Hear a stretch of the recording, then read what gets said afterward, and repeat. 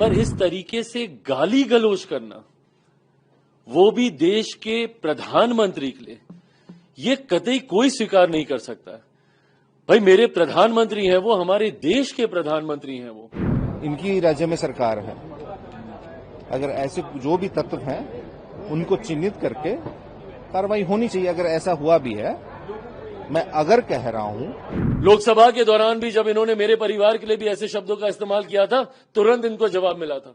और बिहार की जनता आज भी ये देख रही है। चुनाव में ना सिर्फ इनको इसका जवाब मिलेगा, बल्कि देश की जनता ये देख रही है। क्या इतना घटिया हो गई है कांग्रेस पार्टी कि भारत के प्रधानमंत्री, उनकी मां जिसने गरीबी में भारत के प्रधानमंत्री को बड़ा किया, अब वो दुनिया में नहीं है, उनके बारे में ऐसे शब्दों का प्रयोग करती हैं। ये सब ध्यान भटकाने की बातें हैं। न हमारी परंपरा है इस तरह की, न हम कोई ऐसी बात करते हैं। लेकिन बीजेपी को देखिए, क्योंकि सवाल इतने तीखे हैं, जवाब दे नहीं पा रहे, इसलिए इस तरह के अनर्गल मुद्दों को उठा रहे हैं, जो कि हमारे यहाँ से हो ही नहीं सकता। उनका इतना अहंकार है कि देश के प्रधानमंत्री का बनने का पट्टा उन्हीं को दिया गया है। मैं बहुत भर्त्सना करता हूं, शर्म की बात है। कांग्रेस पार्टी को शर्म करना चाहिए। आदरणीय नरेंद्र मोदी जी की मां को लेकर के जिस तरीके से गाली गलौज दिया गया, ये बहुत ही अशोभनीय है। उस व्यक्ति को लेकर गाली दी गई है जो व्यक्ति आज इस दुनिया में नहीं है, वो भगवान स्वरूपी हो गई हैं। और हमारी मां को कोई गाली देगा, यह बर्दाश्त हम नहीं कर सकते हैं। यही तो लेवल है, उनकी मां के बारे में भी किया गया है। अभी देखा हमने, क्या इतना घटिया हो गई है कांग्रेस पार्टी कि भारत के प्रधानमंत्री, उनकी मां जिसने गरीबी में भारत के प्रधानमंत्री को बड़ा किया, अब वो दुनिया में नहीं है, उनके बारे में ऐसे शब्दों का प्रयोग करती हैं। राहुल गांधी की माफी मांगिए, लेकिन माफी तो मांगेंगे नहीं। उनका इतना अहंकार है कि देश के प्रधानमंत्री का बनने का पट्टा उन्हीं को दिया गया है। मैं बहुत भर्त्सना करता हूं, शर्म की बात है। कांग्रेस पार्टी को शर्म करना चाहिए। दरभंगा में मंच पे तो तेजस्वी जी और राहुल जी चढ़े नहीं थे, वो तो गाड़ी से ही संबोधन किया है उन्होंने, जहां तक मेरी जानकारी है। और दूसरी बात, इनकी राज्य में सरकार है। अगर ऐसे जो भी तत्व हैं उनको चिन्हित करके कार्रवाई होनी चाहिए। अगर ऐसा हुआ भी है, मैं अगर कह रहा हूं, क्योंकि फोटोशॉप भी हो सकता है। विगत लोकसभा चुनाव में जमुई लोकसभा क्षेत्र में ऐसा ही हुआ था।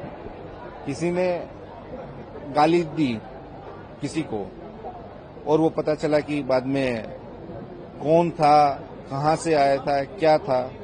आप मंच पे हैं और पीछे प्रधानमंत्री जी मोदी के ही जहां मंच पे हैं, भाषण दे रहे, और पीछे कोई किसी को हमको गाली देगा तो कोई प्रधानमंत्री जी थोड़ी दिला रहे हैं। नहीं, बिल्कुल नहीं संदेह हो सकते। बीजेपी के लोग तो असामाजिक तत्व होते हैं। तो जो इनकी सरकार है, बिहार में भारतीय जनता पार्टी की सरकार है, ऐसे जो तत्व हैं उनको चिन्हित करे और कार्रवाई करे।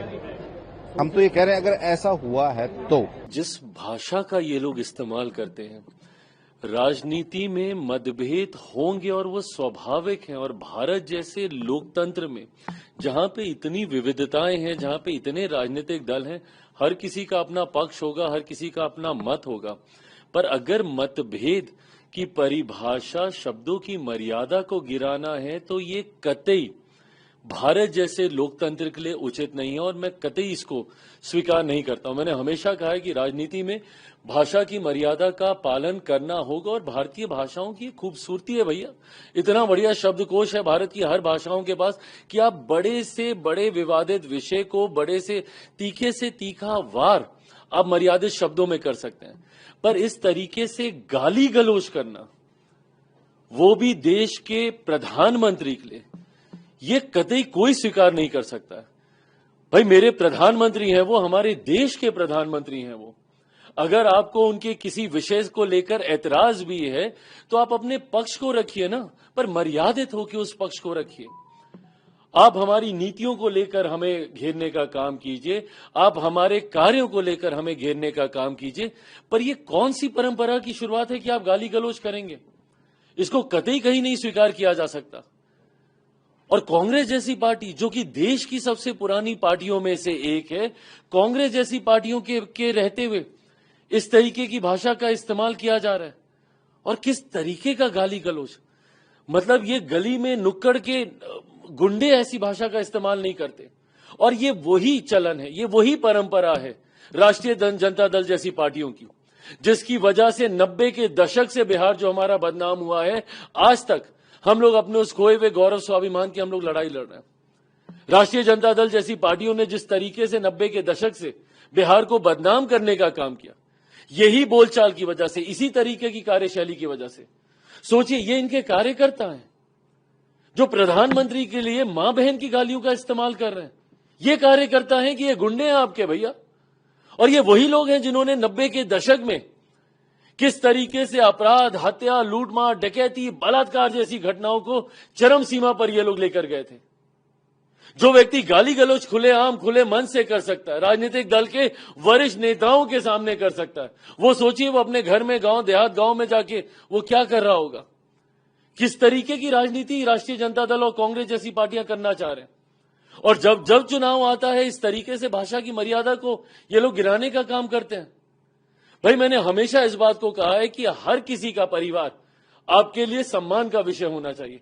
क्या लेना देना किसी के परिवार का राजनीति से जो सार्वजनिक जीवन में भी नहीं है। लोकसभा चुनाव के दौरान इसी तरीके से मेरे परिवार के ऊपर भी ये लोग गए थे। आज मुझे बताइए, जो लोग सार्वजनिक जीवन में नहीं है, आप उनके बारे में इतनी आपत्तिजनक टिप्पणी आप कर रहे हैं। अब बोले ना प्रधानमंत्री जी को, भाई हम लोग जवाब देंगे, प्रधानमंत्री जी जवाब देंगे। पूछिए उनके ऊपर, उनकी कार्यशैली को लेकर, उनकी नीतियों को लेकर एक एक विषय का स्पष्टीकरण हम लोग देंगे। और किस यात्रा को ये लोग लेकर निकले, इतनी बुद्धि तो कांग्रेस, जो कि देश की सबसे पुरानी पार्टी और बिहार की पुरानी पार्टियों में से एक राष्ट्रीय जनता दल है, उनके नेताओं को इतनी बुद्धि तो होनी चाहिए कि भैया एसआईआर का मुद्दा, इसमें सरकार का क्या लेना देना। केंद्र सरकार ना 3 में ना 13 में, आपने बार बार आपत्ति दर्ज कराई चुनाव आयोग के सामने जाकर। आप बार बार वहां पे गुहार लगा रहे थे कि भैया ये वोटर लिस्ट में धांधली हो रही है, वोटर लिस्ट में धांधली हो रही है। आपकी शिकायत के ऊपर उसका निवारण करने के लिए चुनाव आयोग ने एक प्रक्रिया का इस्तेमाल किया। इसमें केंद्र सरकार कहां से आ रही है भाई। केंद्र सरकार की इस यात्रा में आप केंद्र सरकार को आप घेर रहे हैं, इस यात्रा का केंद्र सरकार से क्या लेना देना। एसआईआर का मुद्दा ये चुनाव आयोग का मुद्दा, क्योंकि आप शिकायत कर रहे थे लोकसभा चुनाव के बाद, महाराष्ट्र के चुनाव के बाद आपने बार बार बोला कि वोटर लिस्ट में धांधली हो रही है, तो चुनाव आयोग ने उसी प्रक्रिया का इस्तेमाल किया जो इससे पहले भी देश में 4 बार की जा चुकी है। अब आपको उस प्रक्रिया पे भी आपको ऐतराज है और उसके लिए आप सरकार को घेरने आप निकले हैं। और सरकार को घेरते घेरते आप प्रधानमंत्री जी के बारे में ऐसे आपत्तिजनक शब्दों का आप इस्तेमाल करेंगे, इसको देश की जनता, बिहार की जनता मान सम्मान देने में कभी पीछे नहीं रहती। लोकसभा के दौरान भी जब इन्होंने मेरे परिवार के लिए भी ऐसे शब्दों का इस्तेमाल किया था, तुरंत इनको जवाब मिला था। और बिहार की जनता आज भी ये देख रही है।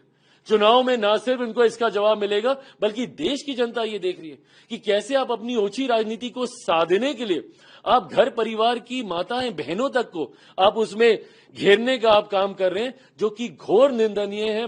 मेरी पूरी पार्टी इसकी पूरी तरीके से निंदा करती है। ये कतई अच्छी लोकतंत्र का परिचय नहीं है। स्वदेशी बोल रहे हैं आज, हमारा मैन्युफैक्चरिंग सेक्टर को जो तबाह कर चुके हैं पिछले 11 साल में, वो अब स्वदेशी की सलाह दे रहे हैं। नोटबंदी करते हुए स्वदेशी याद नहीं आया, जीएसटी लाते हुए स्वदेशी याद नहीं आया। जो आपकी नीतियां हैं 2-3 उद्योगपतियों को फायदा पहुंचाने की और एमएसएमई सेक्टर को तबाह करने की, तब स्वदेशी याद नहीं आता।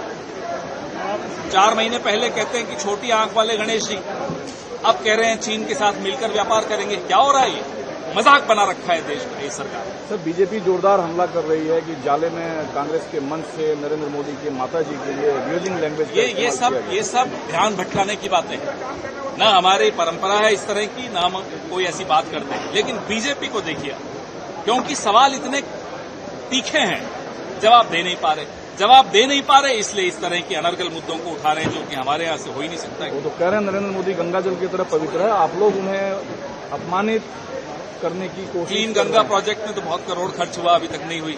ये अपनी छवि चमकाने के लिए अरबों खर्च कर चुके हैं, छवि और खराब होती चली जा रही है। तो कम से कम गंगा मां का अपमान न करें। लोकसभा के नेता विरोधी दल श्री राहुल गांधी जी के द्वारा लगातार भारत के यशस्वी प्रधानमंत्री और गृह मंत्री अमित शाह जी के प्रति अभद्र टिप्पणी का प्रयोग किया जा रहा है। आज वही दूसरी ओर दरभंगा के एक कार्यक्रम में कांग्रेस के नेता के द्वारा एक सजाया गया था मंच, जिस मंच से देश के माननीय प्रधानमंत्री आदरणीय नरेंद्र मोदी जी की मां को लेकर के जिस तरीके से गाली गलौज दिया गया, ये बहुत ही अशोभनीय है। उस व्यक्ति को लेकर गाली दी गई है जो व्यक्ति आज इस दुनिया में नहीं है, वो भगवान स्वरूपी हो गई हैं और हमारी मां को कोई गाली देगा, यह बर्दाश्त हम नहीं कर सकते हैं। आज हमने गांधी मैदान थाने में आकर राहुल गांधी के ऊपर एवं उनके नेताओं के ऊपर जिनके द्वारा यह सजाई गई थी मंच, उनके ऊपर हम लोगों ने कानूनी कार्रवाई करने के लिए एक आवेदन दिया है, जिसमें प्राथमिकी दर्ज गांधी मैदान थाने में की गई है। त्वरित इस मामले पर संज्ञान लेते हुए उन लोगों को उचित से उचित कार्रवाई की जाएगी। राहुल गांधी की जो एक कार्यक्रम होने वाली 1 तारीख को पटना में, उस कार्यक्रम को हम पटना में नहीं होने देंगे, बिहार की जनता उसे नहीं होने देगी। वैसे लोग जो लोग प्रधानमंत्री और माननीय मोदी जी की मां को जो लोग गाली देते हैं, ये देश विरोधी लोग हैं, देश विरोधी लोग हैं। मामला अभी आया जैसे राहुल गांधी का वोट अधिकार यात्रा चल रहा था, उसमें भद्दी भद्दी गालियां के नारे लगे हैं, प्रधानमंत्री को दिया गया, एक वीडियो वायरल हुआ है। अभी हमारे संज्ञान में तो नहीं आया है, अगर ऐसी कोई बात हुई तो जांच कर उचित कार्रवाई की जाएगी, केस किया जाएगा।